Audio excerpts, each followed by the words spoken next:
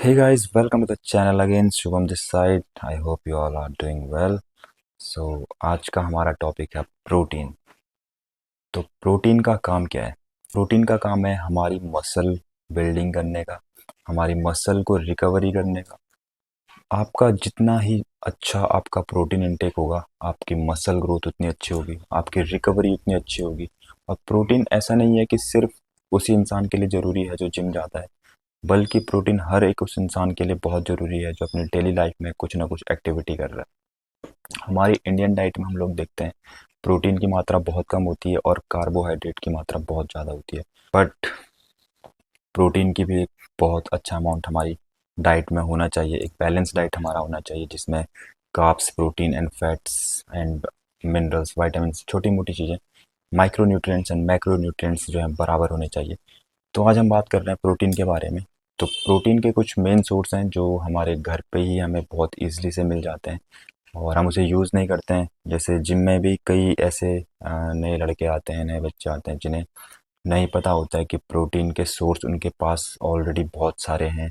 बस उन्हें चाहिए होता है कि भैया सप्लीमेंट ले लें, हम वे प्रोटीन ले लें, वे प्रोटीन ले लें.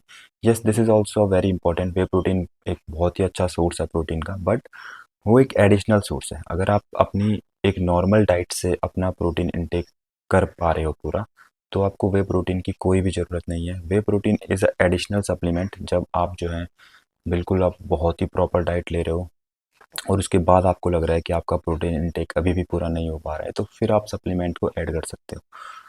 सप्लीमेंट ऐड करने से पहले आप कोशिश करो कि आपके घर में जितना भी आप खुद से एक डाइट के थ्रू अपना प्रोटीन इनटेक पूरा कर सकते हो, आप वही करो. तो इस वीडियो में आपको मैं कुछ चीज़ें बताऊंगा, कुछ सोर्स बताऊंगा प्रोटीन के जो बहुत ही बढ़िया सोर्स हैं और आपको बहुत ही सस्ते में वो चीज़ें आपको मिल जाएगी.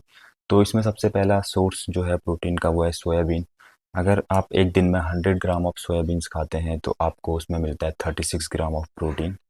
दूसरा सोर्स आपका है सोया चंक्स. अगर आप एक दिन में 100 ग्राम ऑफ सोया चंक्स खाते हैं तो आपको उसमें मिलता है 52 ग्राम्स ऑफ प्रोटीन.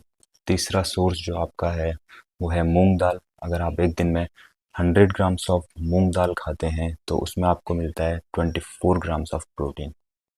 और इसी के साथ और भी हैं, जैसे पीनट्स हो गया. अगर आप पीनट 100 ग्राम ऑफ पीनट्स खाते हैं तो आपको उसमें मिलता है कम से कम 26 ग्राम ऑफ प्रोटीन. और साथ में पनीर. पनीर आपका 100 ग्राम ऑफ पनीर में आपको मिल जाता है 18 ग्राम ऑफ प्रोटीन.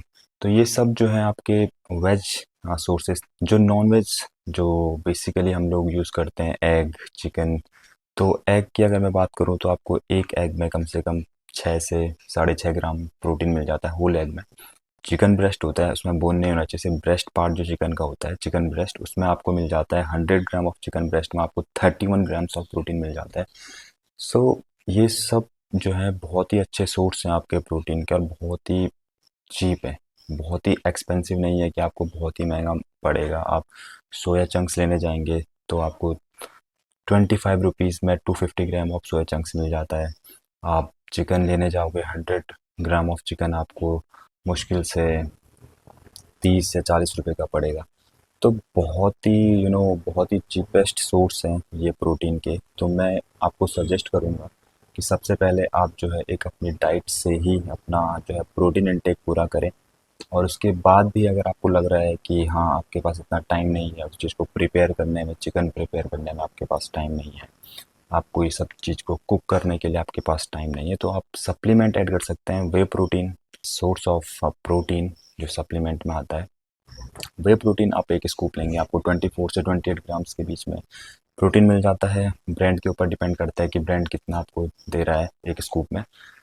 वो थोड़ा एक्सपेंसिव पड़ जाता है. अगर आप वे प्रोटीन लोगे तो कम से कम अराउंड 2000 का पड़ जाएगा. और अब अगर आप डेली 100 ग्राम्स ऑफ चिकन खाओगे तो उसमें आपको 31 ग्राम ऑफ प्रोटीन मिल रहा है.